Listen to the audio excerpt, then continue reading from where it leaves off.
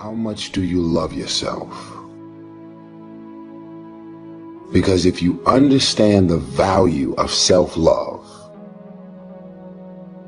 you'll never be friends with those type of people. Most of the people out here are running around empty.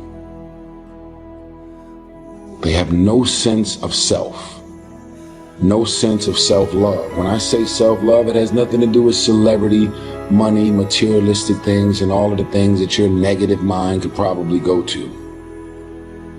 It has nothing to do with self-love. It has nothing to do with looks, nothing to do with cars and any of the superficial things that one would assume that could make you love yourself even more. It's a matter of knowing your value. It's a matter of you saying, I don't have to be around these people in these type of environments and situations in order for me to finally see the value in myself. I love me independent of you loving me. I believe in me. I know my self-worth. I am here and I have a purpose. There is no value in having wisdom, knowledge, insight, spirituality, love. Every day, I am a work in progress.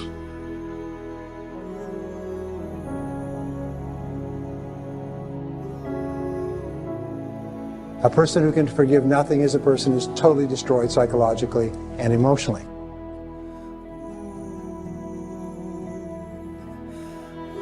Forgive your parents. Forgive any relationship that you ever had that didn't work out. Forgive everyone else in your life that has ever hurt you in any way. Forgive yourself.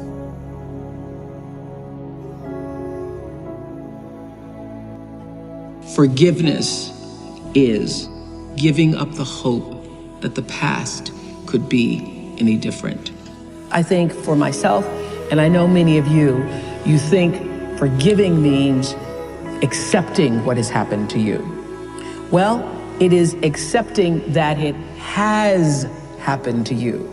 Not accepting that it was okay for it to happen. It is accepting that it has happened, and now what do I do about it? Forgiving is giving up the hope, not holding on, hoping, wishing that it could have been any other way than it actually was. Giving up the hope that the past could be any different.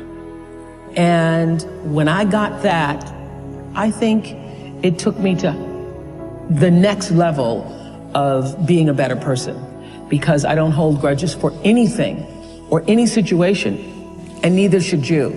It's letting go so that the past does not hold you prisoner, does not hold you hostage.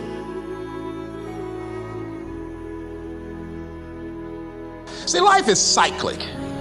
You're not, whatever experience you're having right now, it has not come to stay. It has come to pass. Not to stay, just to pass. It's just going through.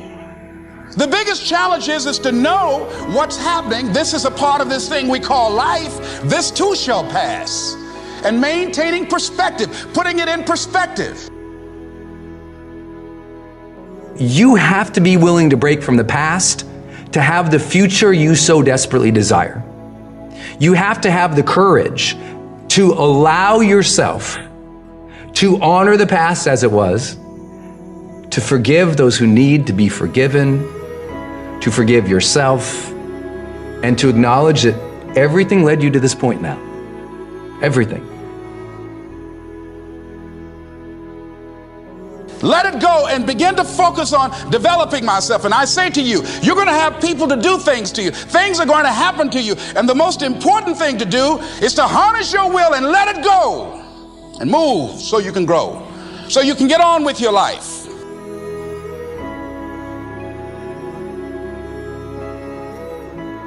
It doesn't matter about what happens to you. What matters is, what are you going to do about it? What are you going to do now, Les? But if you want to begin to move into your own personal greatness, If you want to begin to really enjoy a happy, successful, healthy life, you've got to be willing to go against the tide. You've got to be willing to harness your will. So as you're in the process of reinventing your life, write a description of the kind of person that you want to be. What are the things that you must overcome? What qualities about your personality you know that you're going to have to change, because those particular characteristics are liabilities to you? What are your assets? What are your strong points? Look at and evaluating yourself to make that determination. Other thing is that in order to get out of a rut, we need some coaching. Find some trusted critics. People that you know care about you and love you. So there's some things that keeps us from growing and getting out of ruts. Number one, we identify with feedback. We take it personal when someone wants to give us some feedback on where we are falling short and tell us about our blind spots. We want to have everything being positive about us. We're not perfect. It hurts. I have a friend who's a trusted critic. I don't like him, but I love him. He doesn't tell me the things I want to hear. He tells me what I need to hear so I can grow. It hurts. It hurts when he put me on the hot seat. I can't stand it. But that's the only way that I can grow.